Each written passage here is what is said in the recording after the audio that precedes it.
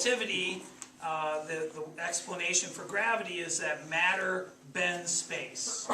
And so you put mass in a place in space, it warps space-time, and objects are not feeling a force of gravity, they're just following the natural curvature. And so this is a sheet of Lycra. Where do you get this? This is my old bike shorts. No, there's literally a spandex.com. You can get a sheet like this if you buy the sale stuff, so you don't care what it looks like, right? For like 20 bucks, maybe less, depending on the sale. And so you put matter and it warps space-time. And so if I have another object, it also warps space-time. They feel that and they're attracted to each other. And so that's Einstein's picture of gravity. Objects warp space-time, feel that curvature, and move accordingly. And if you have more mass, you're right there on that. Oh. If you have more mass, it's going to bend space-time more. And so if you have objects here, they are going to respond to that, right? And so you put something there, now it's attracted. Now, in reality, that big mass would feel the warping of space-time by the marble too, right? It would move a little bit, but we usually ignore that. You know, the Earth makes the sun move a little bit, but it's so small you can ignore it. The moon makes the Earth kind of wobble around a point 3/4 of the way from the center of the Earth. We usually don't account for that when we're looking at satellite motion. Well, instead of just letting go of one, what if I give it a sideways push? Now it orbits. Now it's losing energy, which wouldn't happen in the solar system, right? Not noticeably. There's some perturbations from other planets and things, but this one does lose energy and spirals in. If I don't push it as hard, it will do an ellipse for a while anyway. And let's put some more here. So one of the things I thought of to do with this is when you study the solar system, all the planets are going around the sun the same way. Why is that? Did God decide that he only liked clockwise, or depends on whether he's above or below the solar system, right? Why is everything going in the same direction? Well, the answer is it wasn't. Different directions. But there was a preferred direction. The disk it formed from had a slight preference one way versus another, and things going the opposite way got eliminated, and when it's all said and done, everything's going the same way. That works 90% of the time. Is it like the toilet flushing? Southern Hemisphere? Wow, can you do that again? And so, it won't work then. And so I have slightly more in one hand than another, but I don't consciously do that. And you want to give them so they spread out a little when you throw it. It's because they're colliding with each other that you... The ones going the wrong way get eliminated, right? Now there also would have been, this is where this analogy breaks down. There's, another dimension, right? But those things that were out of the plane also, that weren't near the preferred plane, also got eliminated.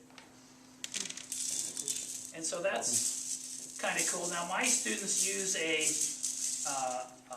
PHET simulation called My Solar System. And so they've seen all this on the computer. And when we do this during our special relativity unit, they're like, hey, it's just like the computer. That's kind of cool that a stretched sheet of Lycra models things, it's not just like it, but similar to the computer. Now, some things we've discovered using this, also it's just some larger marbles, might as well put them out, but they bend space-time too, right? And so maybe, oops, you can get one thing to orbit another.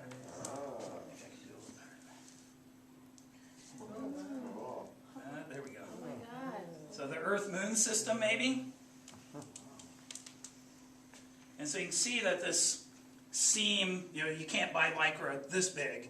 You get it in rolls, and you have to sew it together. I've been told to use stretchy thread to sew it together.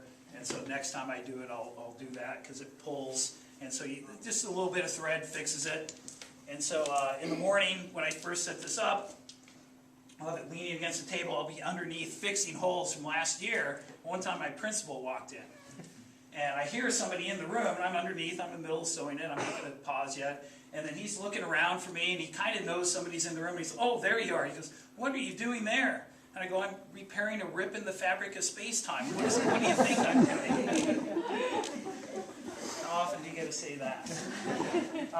Another thing this does, you've probably seen plastic ones of these, right?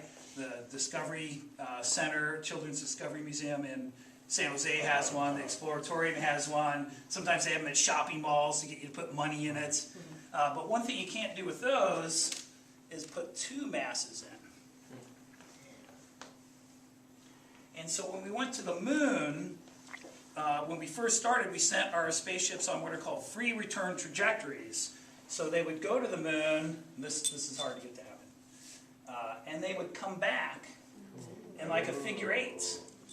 And so that lets you show, now of course the moon's a lot smaller, but if you look at the plots of the free return trajectory back from the Apollo program, you'll see it has a figure eight sort of shape. And so this takes a little bit of practice to be able to do the figure eight. These clamps around here, you can adjust it to make it tighter if it's not working. So Steve and I, when we set this up in the morning, we played around with it, and actually I think it was working better than it usually is. And so not easy to do. And so I go through that. One year a kid who read some stuff about the dark energy. We have our dark energy pole. It's over there. So I happen to have an extra pole. I guess any of these would work. And so I'm just thinking, oh, dark energy, what is that? That makes everything come apart, right? And so dark energy would be that. And so stuff goes apart rather than toward it. So if you can work in dark energy anytime, right? And so I go through that spiel. Maybe it takes me 10, 15 minutes talking with the kids, just stuff they're not familiar with. And then I just let them play. And so that's where we discovered the Earth-Moon thing. Is I just let them play, and they're like, Mr. Burns, come over here and look. And they were all excited because they discovered that. I said, oh yeah, it's got it. Wow, so wow. And so there's, then I throw out a few other things so they can try this collected stuff over time. And put out all the marbles. So if you want to try it out, but we probably want to get back to electricity and magnetism. But we want to play, Mr. Burns. And so I'd say the whole thing, if you bought all the parts and everything, it's about $100. But one of my favorite days, so you're going to do it Monday, right, Steve? You didn't get to it. But just, you do it once and you'll be hooked. And it will take a little bit of fooling to put it together, but I'll post the plans, and it's not a whole lot of work for. So this is a take-apartable thing, right? It comes apart, all the PVC pipe, wrap it with a bungee cord, stuff the lycra in that box, and I can carry the whole thing myself. This is about the right size. You can get your whole class around it pretty much. Smaller. One problem is reaching. So some of you, I think, would have trouble with that, so you get a student to do it right.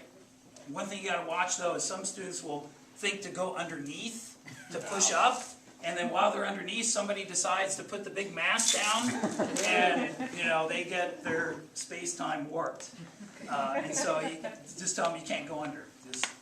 We will get things ourselves. We don't need to do that. Even Einstein has rules. Yeah. And so, is general relativity in the state standards? No. Probably the crowning achievement of science, not in the state standards. Can you fit it in after the STAR test? You bet. You can find some videos. I show them a thing on gravity waves, and then we do this, and that's a day, almost a day on general relativity. But since I don't understand it myself, that's plenty. So let's go back into the room.